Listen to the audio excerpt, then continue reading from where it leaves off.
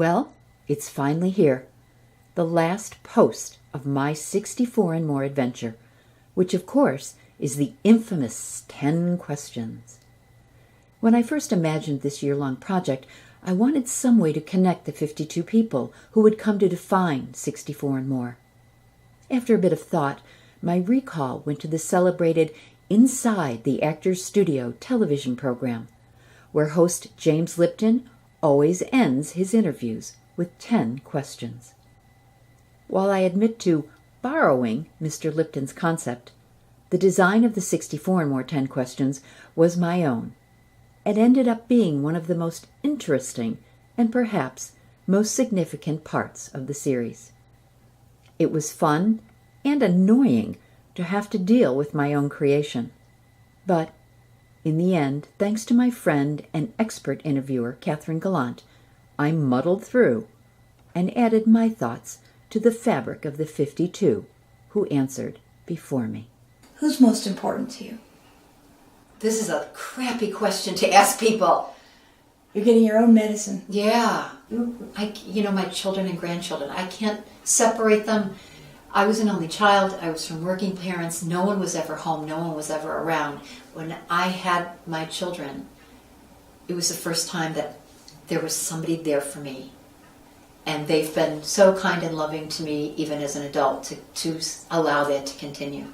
And now we've got grandchildren to do the same thing. What's most valuable to you? The ability to relate to people, the ability to sit down in a room with any person I've ever met, and I've been able to do this all my life, and have a conversation with them that pleases them in some way. It either makes them feel good about themselves, or it makes them happy because we've had laughter, but just that it's like an innate ability to have genuine conversation with a complete stranger.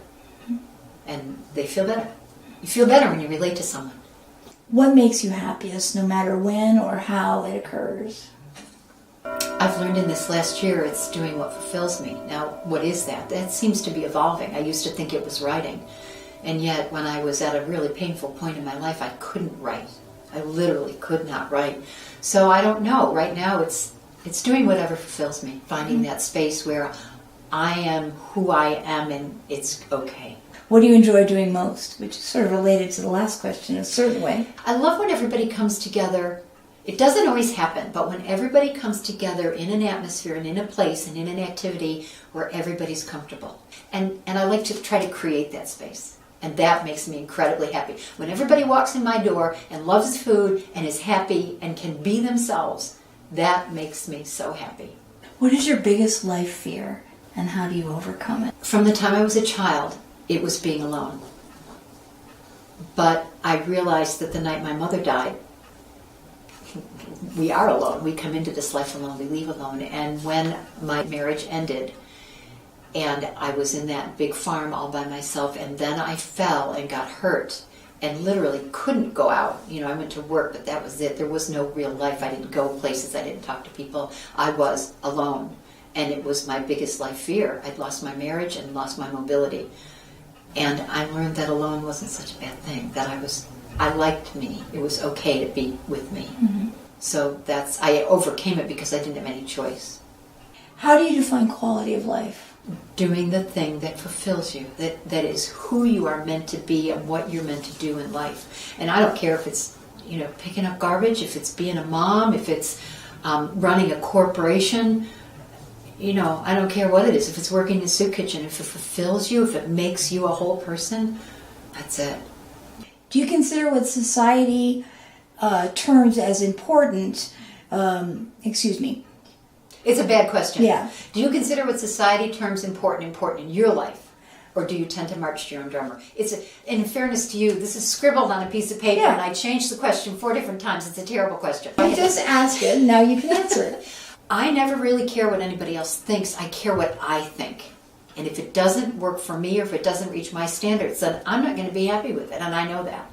And if people think something should be done in a certain way and I don't think it, I'm not doing it.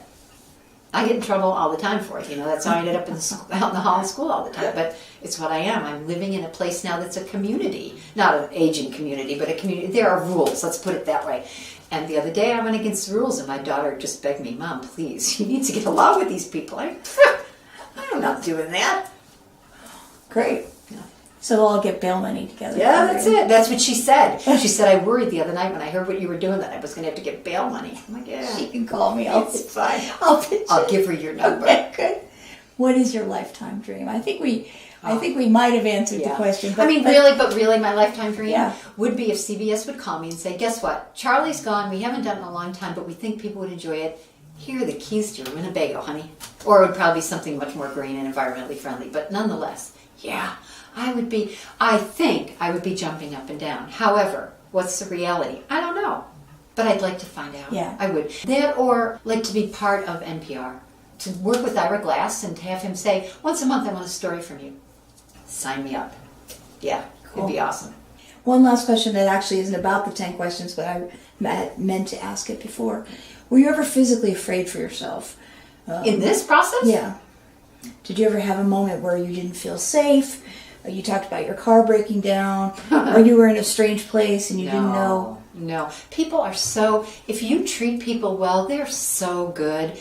That's not to say that I'm not cautious. You know, I didn't walk through Central Park at 2 o'clock in the morning when I was in Manhattan. So this is a question I ask everybody I interview, always, which is this. We've talked about a lot of things, but I'm wondering if there's a question that you'd like to answer, and I just haven't been smart enough or sharp enough to ask it. I'm really grateful that people don't misunderstand what I do.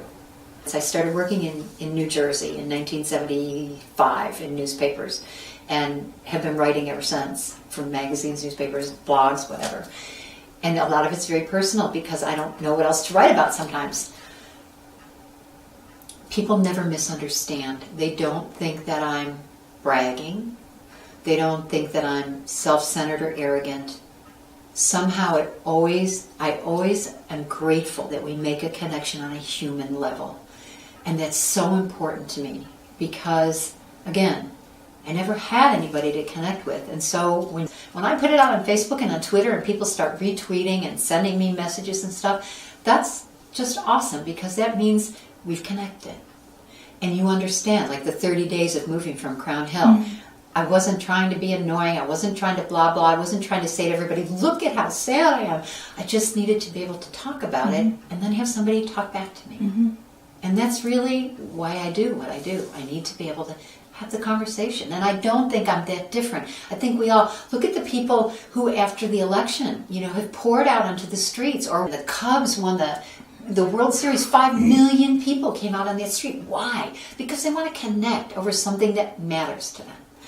That's all I'm trying to do. And it's very difficult, it has been for me, to find a platform.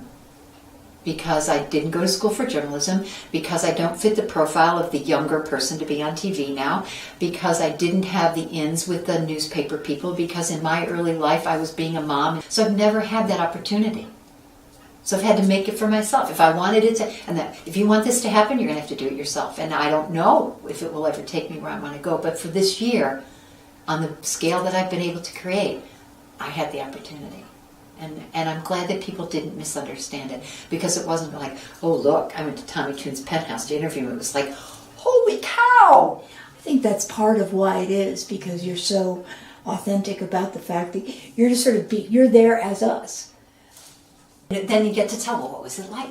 But then for the people who aren't famous, it was just as amazing to interview those people as well and see them in their own world. That was part of the gift of a lot of these interviews, is to just sort of have a window into somebody else's experience.